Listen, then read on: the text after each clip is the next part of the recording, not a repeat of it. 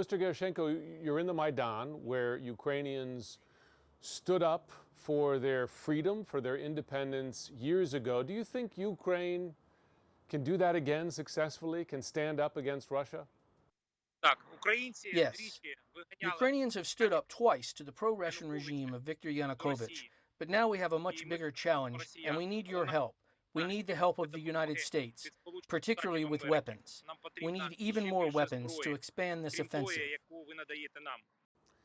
The U.S. and NATO are sending weapons, but Russia's still gaining territory in the east, in the southeast. They have most of Ukraine's coastline.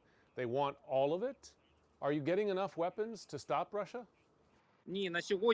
No.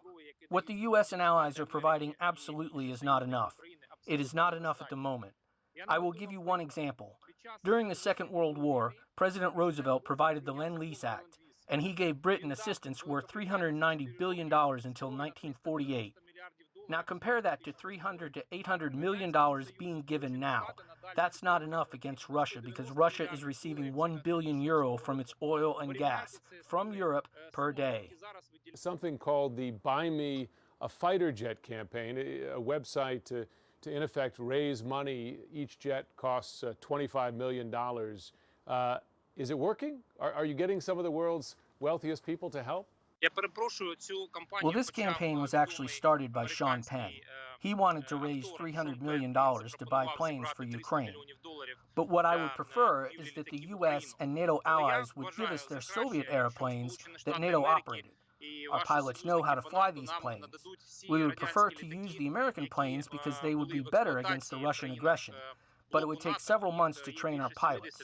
We would need the will of the American people to give us these planes. The U.S. and NATO have about 70 Soviet-era planes. That's what we need. After the war, what will it take to rebuild this country? How many years? How much money? To rebuild Ukraine, we will need a lot of money.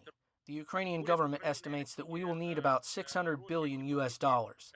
That is the extent of the damage that Putin has dealt to Ukraine. We hope that the U.S. and its allies will give Ukraine 300 billion. That's the money that's frozen from Russian banks and the Russian central bank. That will help rebuild Ukraine. We have hundreds of bridges blown up, tens of thousands of buildings destroyed, tens of thousands of Ukrainians killed. Mr. Herashchenko, thank you so much for joining us tonight. I wish you good luck in all that you're doing. Thank you.